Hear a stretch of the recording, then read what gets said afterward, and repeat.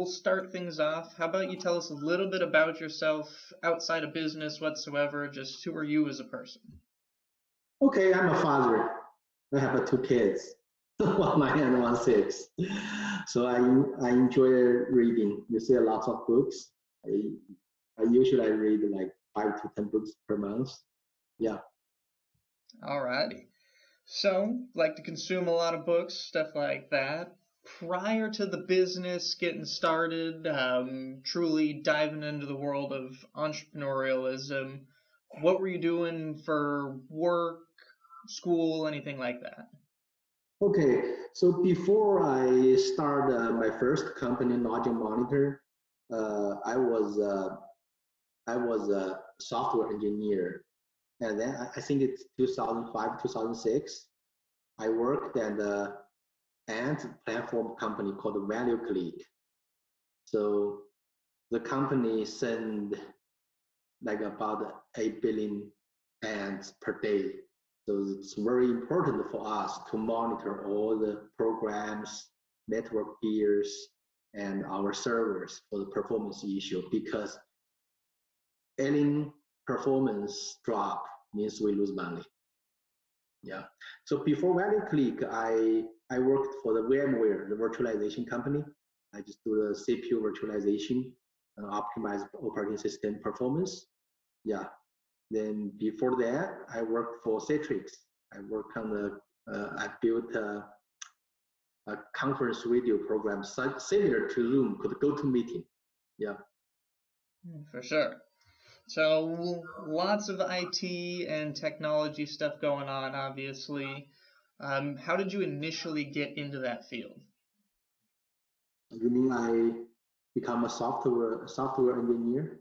Mm-hmm. Okay, so I think I like programming.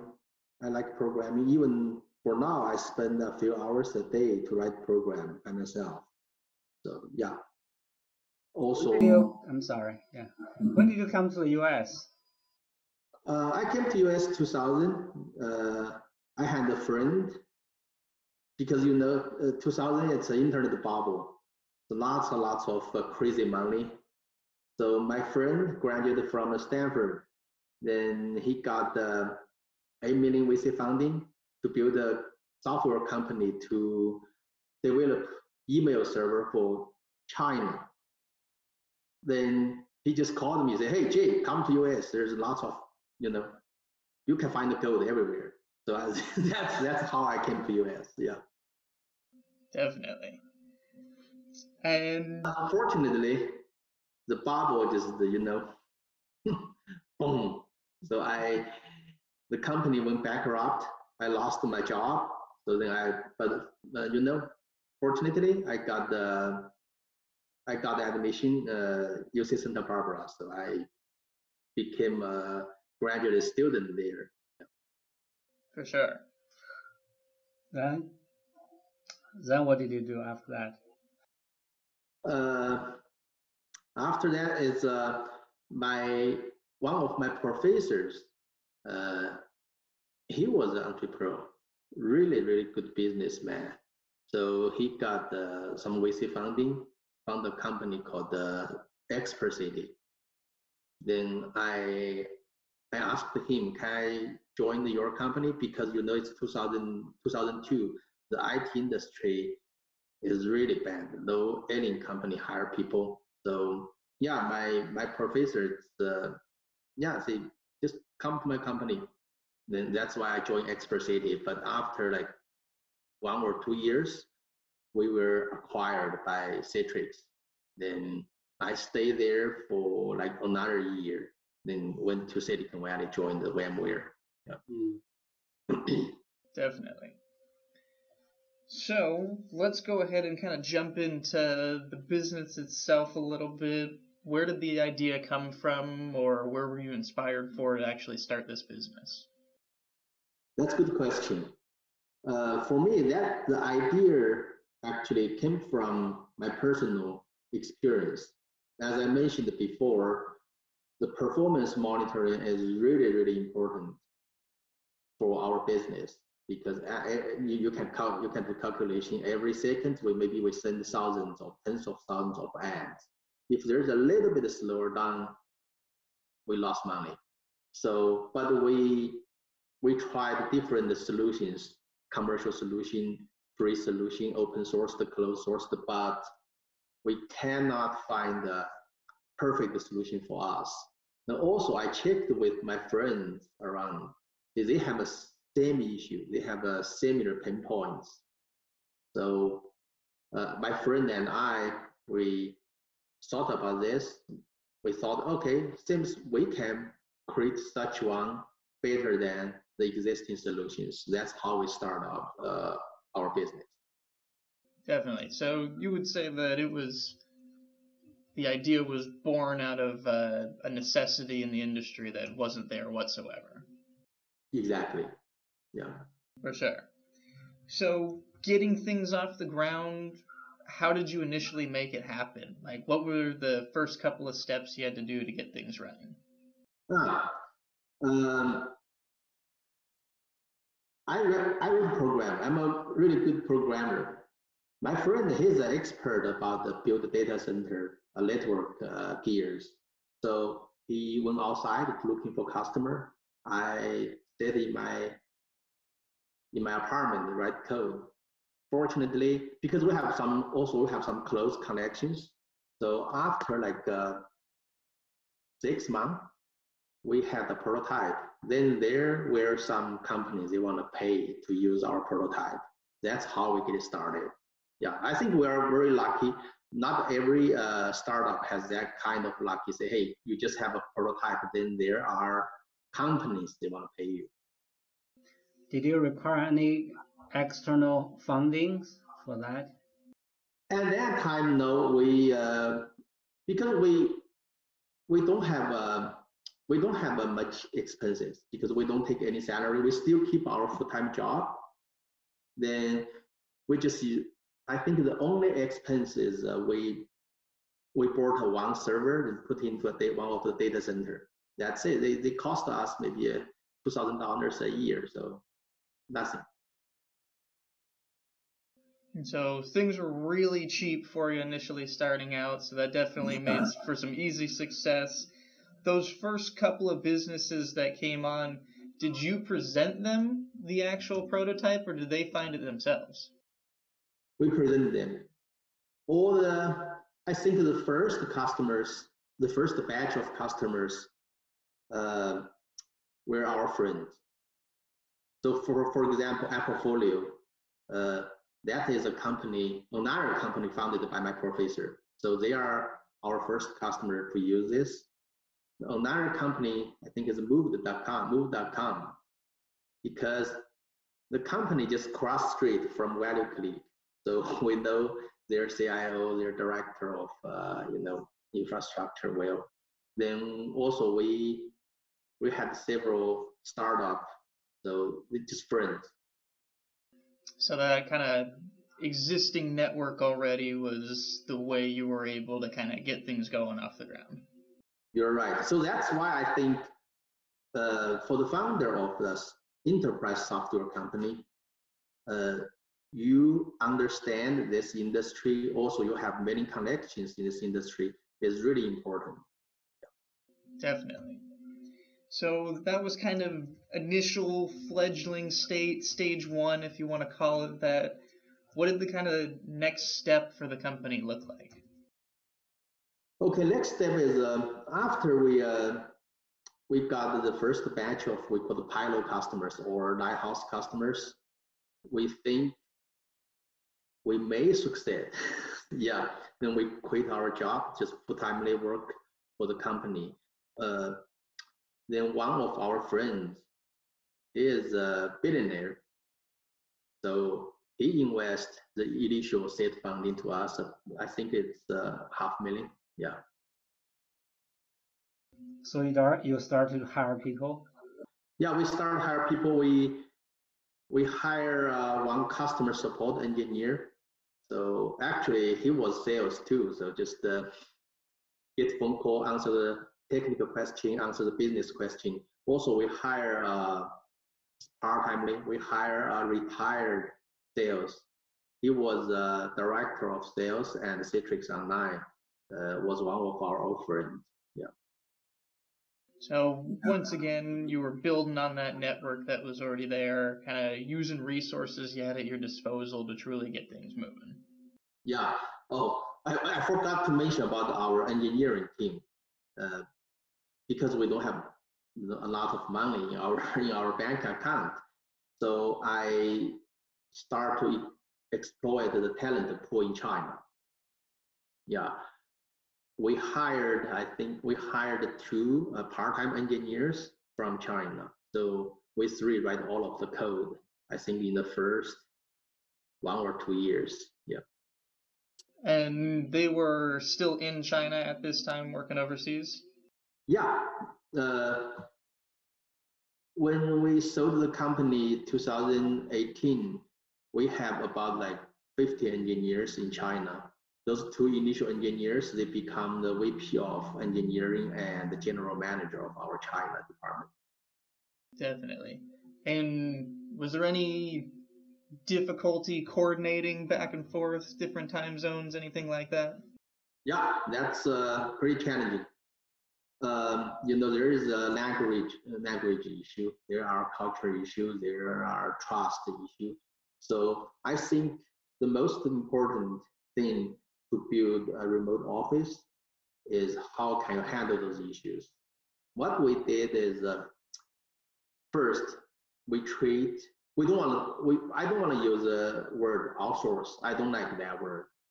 I think if you have a remote office, you should treat the employee in the remote office just like the employees you hire in the USA, right? So that's the first thing. Second is we communicate a lot. For example, we send the employee in China office to our US office every month. Also, we send the employees in our US office to China every month. So the second thing is for the time zone issue, our solution is this week, China office peak time. Next week, the US office, they peak time. So, so just be fair, yeah. There are, one issue is, some Chinese engineers, they're really good developers, but their English is poor. How do you handle that issue? So our solution is we add a new role in the company called TPM, Technical Product Manager. They belong to dev team, not the product team. So those technical product manager, I think we hire 3 of them, all of them from Microsoft, from Oracle, from Google. So they can speak English really well. So they understand the product, they understand the technique. So they become the coordinator between the product team in US and the dev team in China. Yeah, that's I think is really important thing. Mm-hmm. Yeah, also you have to standardize all the tools like the email, backtracking tool, internal wiki. Yeah, I think that's a key to make the remote office success. For sure. When did the company really take off? You feel that you got massive number of customers and now it's for sure it will succeed. Okay, good question. I think for enterprise software, you need longer time than social media or some gaming company, right? I think we really took off.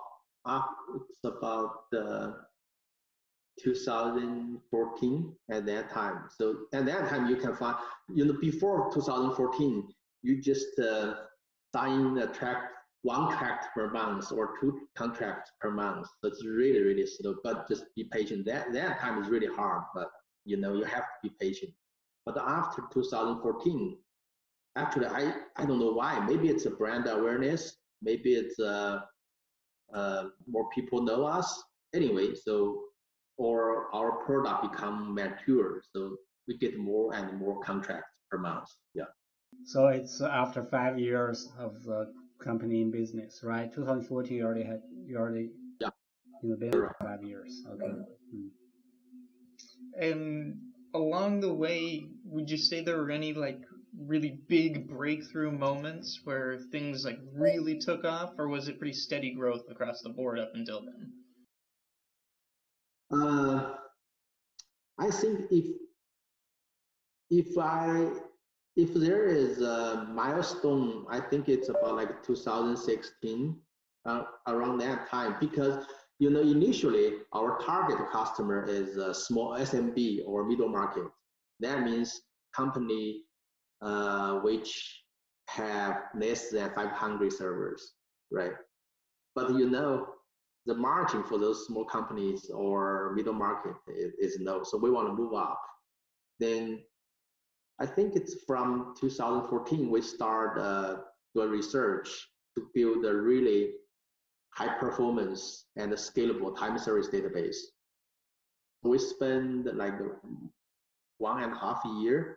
So it's 2016 we start move up. So we target on some enterprise customer. I remember we signed our first 1 million deal in 2016. After that, there's more and more like 500,000, 1 million deal comes in. Yeah. Then we try to purge or get rid of those really small business, because even the number of them it's big, but the revenue contribution from SMB is really nothing. So yeah, we just move up to middle market and enterprise. Okay. Did you take any external funding other than that 500,000? Any more funding? Yeah. Along the way, we take funding from a local venture capital called IGSB. So I think totally we got maybe 12 million from them. Then 2016, one PE called Providence. It's a Boston PE. They invest another 20 million. So totally we got about like 35 million along the way. Definitely. And throughout this whole process, what would you say were some of the kind of keys to success, or points of success, or things you guys really did right along the way? I think first is the product. There were two VC. They did independent research years ago. They surveyed hundreds of failed startups, asked the founder why you failed. The two independent research, the number one reason is we build something the market doesn't need. So I think that's the most important factor for enterprise software company to be success. For us, because we don't build something just in our mind, right? We build something from our industry experience. We feel the pain. Also, we checked with our friends. They feel the similar pain. So that's why I think that's the number one issue. Also, along the way, we really focus on our customer. So we talk to our customer every day, every week. We have a round table. We have a product consulting group consists of our early customers. So I think to be a customer oriented, not technical oriented, that's very important for a software company. The second thing I think is our culture. Just think about this. Typically, for similar size of the company, usually they hire, let's say 100 or 150 software engineers, but we only hire about 60 engineers. So our idea is that we want to hire the smartest people we can hire, then keep them happy. We don't do 996, lots of China companies, software companies, they do 996. I don't believe that. I think that will keep people's productivity, right? Yeah. Also, we try to build a culture like trust between the US team and our China team. Also, we have a team in Singapore. It's customer support because we provide 24/7 support to customers. Yeah. So the culture is another important thing. I think you're also very good at marketing. Can you share something about your marketing experience? For marketing side,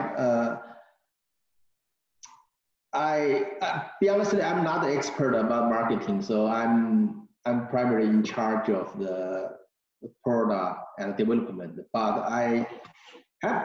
we have some experience about marketing. First one is that we think content is the most important.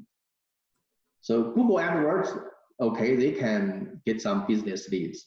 Trade show, they also can get some business leads. But the content, the blog, the YouTube channel, some analysis industry report you created, that's important. They generate some organic business leads. The conversion rate for that kind of leads, I think it's highest than leads from other channels.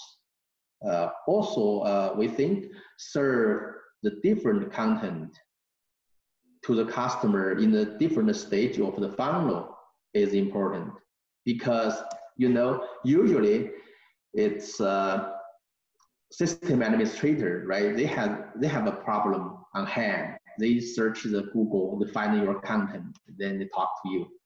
But going down to the funnel, the people you talk to become the director of director of IT. Then it's a VP of engineering. Then it's a CFO or CEO. So in different stage, you cannot give them same content.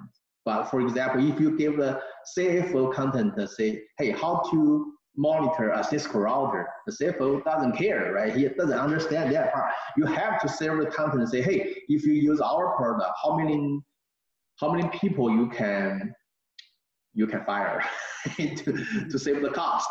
So that's the most important thing for a CFO. Same thing for CTO. For CTO, he doesn't care about, say, hey, you can monitor this application or that application. They care about how your system fits into their architecture. What's your roadmap, right? So yeah, that you cannot just create content, leave them in your website, then no, it doesn't work. You have to actively send the content to the customer, also send the correct content to the customer. Yep. Absolutely. So obviously we've established some pretty successful points and things that you really did right along the way. Were there any points that you felt you didn't do as well, or mistakes that you guys made that, thinking back on it, you wish you could have done differently? Yeah, first thing I think it's brand awareness. We didn't do really well about the brand awareness. So if you ask me to do it again, I will try two things. First is we should, because we are a revenue focused company. So if one feature it cannot generate revenue, we don't want to do it. But for now, I will think maybe spend 20 or 30% of your resources working on that kind of feature. It's really useful because, for example, I think it's 2017. The Kubernetes become very popular, very hot topic among the industry, IT industry. So we don't have anything to monitor it, right? Because Kubernetes is new stuff. But because no customer really seriously use Kubernetes, so there is no demand for monitoring solution for Kubernetes. So we don't do that. But if I think back, if at that time we spend some resources, figure out maybe a simple solution for Kubernetes monitoring, we will become an industry leader. Right? Even it doesn't generate revenue, but it's really helpful to build like a brand awareness to shape you as an industry leader. Mm-hmm. Yeah, there are so many cases like that. So that's one thing I really regret we didn't do it. Mm-hmm. For sure. It's kind of balance, like you focus on your revenue and focus on the brand awareness. Yeah. Definitely. And along the way, would you say there were any sacrifices that either the company or you personally had to make to truly make things happen? From company-wise, I think as a startup, you have to focus, because when you have a product, you have a time, you contact with so many customers, you get different requirements, you get so many opportunities you never seen before. I saw some companies, they lost because there are so many opportunities. So they distract from their main product. They build a product A for customer A, they build a product B for customer B. But so I think as a startup, you have to sacrifice some opportunities. Just to focus on your main product. So just like us, from beginning to Vista acquired us, we only have one product. There's another company in our industry called Datadog, right? It went public this year, so his market cap sometimes is greater than $10 billion. If you check their roadmap, they founded in 2010, but until 2017, they only have one product. It's after 2017 they have another related product built on top of their data platform. So I'm thinking as a startup you have to focus and sacrifice some opportunities. Yeah. So we touched on it briefly earlier that the professor you were initially working with kind of helped get things going, get the ball rolling. Were there any other key individuals along the way that truly made the business a success?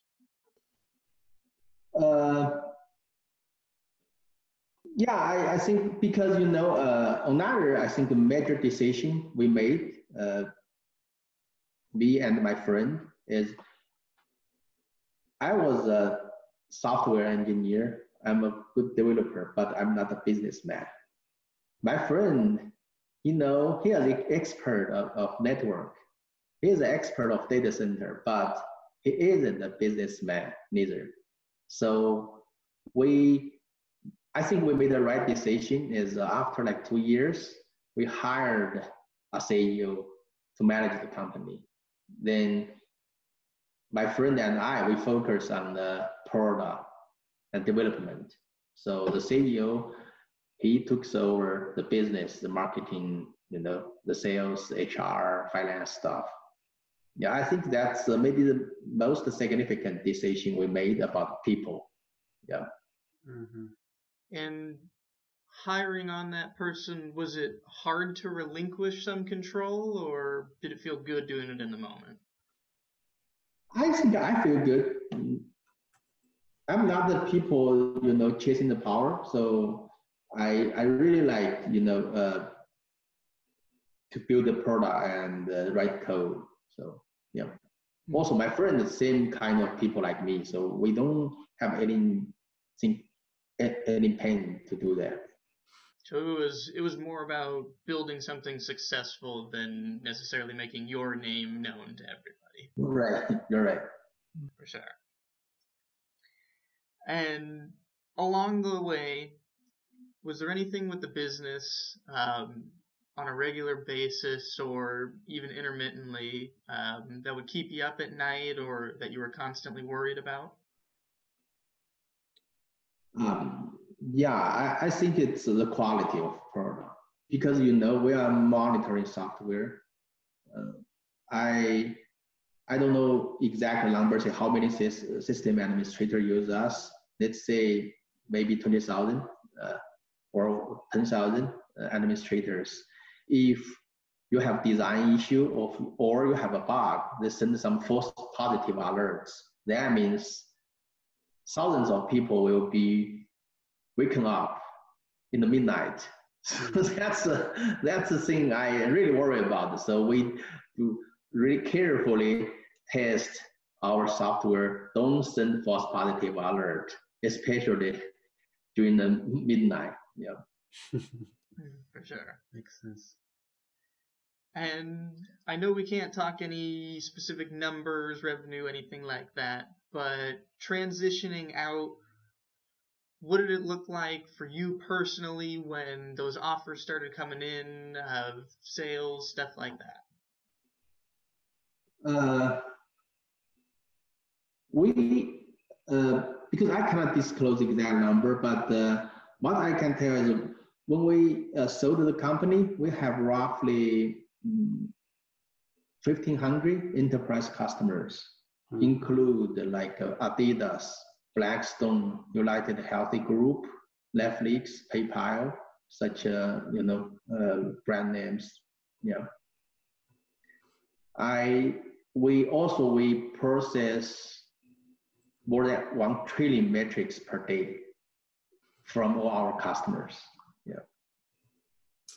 And were you when you started the company, did you ever think down the road that you would sell it, or did you plan on this kind of being your final venture? We don't know. We just follow the flow. You never know.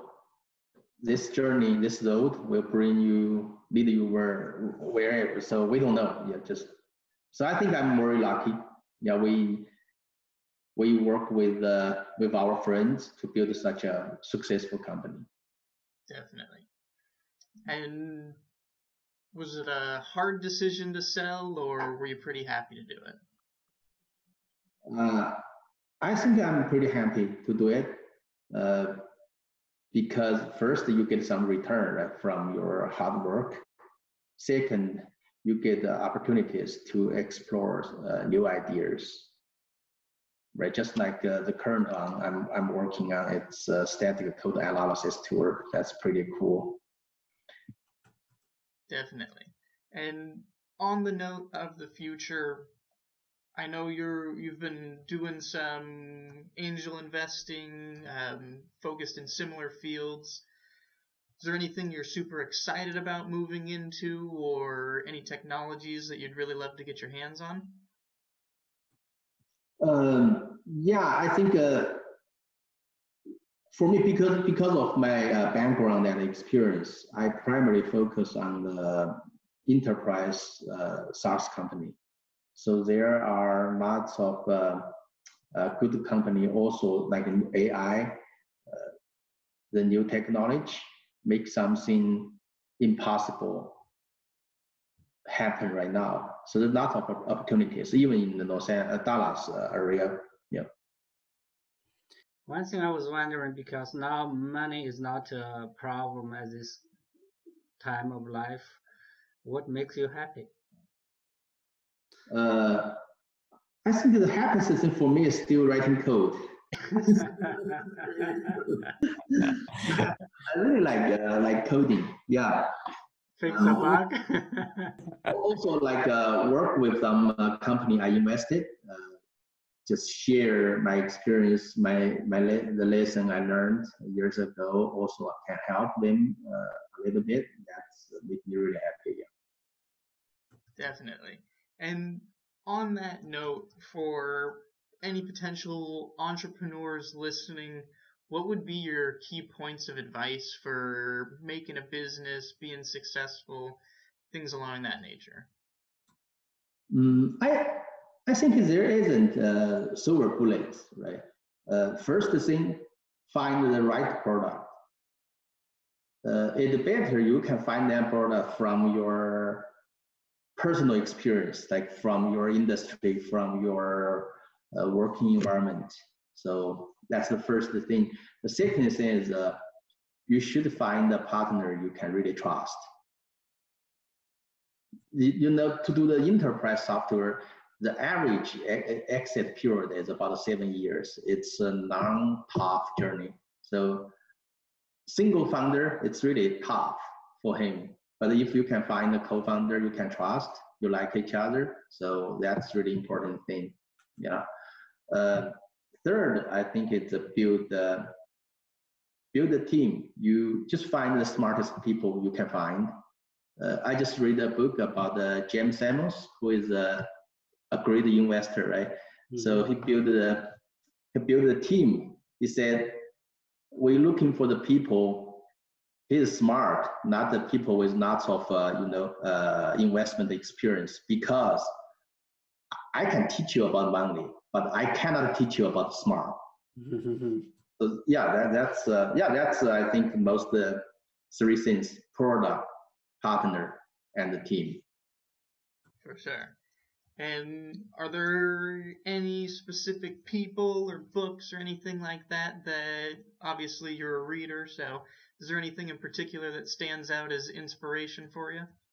Yeah, I just finished one book called Super Pump. It's a book about Uber. What's the name again? Sorry. Super Pump. Super Pump. Yeah, it's a New York Times journalist write a book about Uber from its rise and fall, right? But you can learn a lot of lessons and experience from that book. Mm-hmm. Yeah, definitely. Another book is I just finished it. Let me check the name. Oh, Pure Dog. Pure Dog. It's by Nike's founder, Phil Knight. Mm-hmm. That book describes, I think, from how he found the company to the company went public. Right? Yeah. As an entrepreneur, you can learn a lot of lessons from that book. That's a book I think the best book I ever read last year. Right. Yeah, it's a really amazing book. The difference between this book and another one is, not many founders wrote the book by themselves. Right. Right. Even like Super Pump is written by another one. Yeah. Right. But this book was written by Phil Knight himself. Right. He showed lots of details about the journey of Nike. Yeah. For sure. And at this point in your life, obviously Charlie mentioned money's not an issue. You're happy coding. That's what kind of gives you that fulfillment. What are you most grateful for? Sorry, could you repeat your question? What would you say you're most grateful for at this point in your life, whether it be family, job opportunity, anything like that? Okay, yeah. First is family. My two kids. I'm not like Charlie, so almost done. So my son is 9. My daughter is 6. So there's not long way to go. Just to grow with them. Yeah, that's also I still like new technology. I'm still reading book about the NLP and the knowledge graph stuff. Yeah. For sure. Well, as far as questions go, for the most part, that's going to round out everything for the interview for us. Thank you so much for joining us today. It was wonderful talking for you. Thanks for all the insight on getting a business up and running, and it was a great story to hear. Yeah, thanks, Charlie. Thank you. Yeah, nice to talk to you. have this conversation.